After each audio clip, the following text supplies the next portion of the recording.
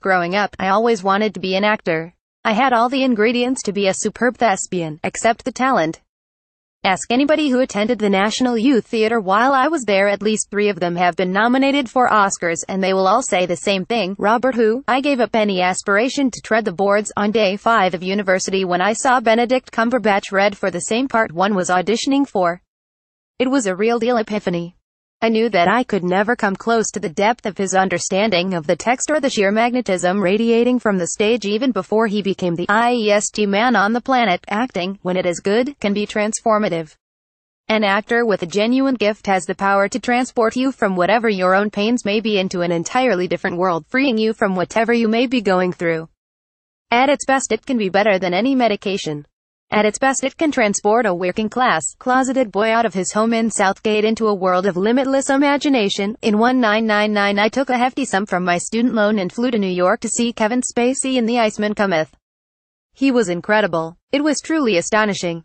I was, for a long time, a real, signed-up Spacey fan. I would go to see even the lesser plays twice. When he took the reins at the Old Vic, I was delighted.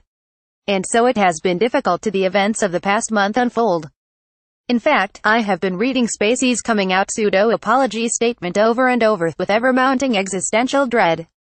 I know what's coming, of course, because I've read the god-awful thing 50 times. Each time I read him create that malignant dotted line between living as a gay man and Anthony Rapp's claim of Spacey attempting to seduce him at 14, the mind-blurring horror bombards me afresh. The notion at the heart of Spacey's statement was that a grand coming out might inevitably deflect from such a serious allegation. It is poisonous, inexcusable and revolting. My thoughts strayed to Broadway, nearly 20 years ago, the first time I was astounded by Spacey on stage. What do I do with these recollections in the light of our new understanding of him? I can still recall the wonder I felt at Spacey as a performer, but it is tarnished now with revulsion at his alleged conduct. Thoughts straight to the first time I was astounded by Spacey. What do I do with these recollections? Rob Reiner. I had a number of mentors at the bar, but my most important was the brilliant Sally Bennett Jenkins QC. Her exquisite legal mind proffers a panoply of talents, but it was her compassion that I most valued. I learned from her that, in the context of any trial, there are friends and family caught up for no reason, and that I needed always to be mindful of them. Having been a fan of Spacey, my difficulty coming to terms with the new idea of his character falls somewhere like a 1 on the scale. For his family and friends it will be a 10. The suffering experienced by the victims of crimes is, of course, in the foreground of any trial, but the suffering of the family of the perpetrator must be considered too. I learned from Sally that compassion must be shown toward them. A model child, battered parent, inspirational sibling, trusted spouse can transform into the leader of a double life, and this is a trauma unto itself. Accused Kevin Spacey of BGT images. So what do we now do, as sometime fans of the ever-growing number of stars whose behavior is exposed? It feels implausible that I will be buying any Spacey DVDs again, but I haven't swept them into the bin. As much as I may wish that I had not been such a Spacey devotee, I am not going to deny it. I support those taking all the risks of coming forward in order to root out inappropriate behavior. Remember that the embers of UAL misconduct fall far further than might be obvious. I bow before Corey Genius Kate. I am unashamed to say that I have a super crush on Kate Oates, the series producer of Coronation Street.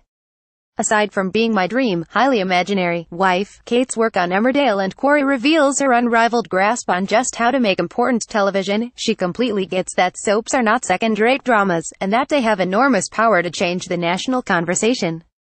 Kate's incisive thinking, for example, gave us Emmerdale's hetero-female HIV storyline for Valerie Pollard. Not only does Kate manage extraordinary narrative feats with sublime sensitivity, she does so with the wit of Dorothy Parker and in heels that would make Dolly Parton nervous. A few weeks ago I returned to my alma mater. I've spent the nearly 3 decades since I left the place refining a devastating exposition for a former French teacher. Should I ever meet her, French is a vital part of my life, no thanks to her suggesting that I might not be good enough to take it at a level. I went on to pass the exam, of course, and spend some of my happiest times frolicking in France and conversing in French. Imagine my consternation when 15 minutes into my tour of the school I find the woman, and me being introduced on first-name terms. "You look fabulous," I heard my mouth exclaim. I walked away crushed. It was the right thing to do, of course. Why have a grudge against someone who certainly didn't manage to hold me back?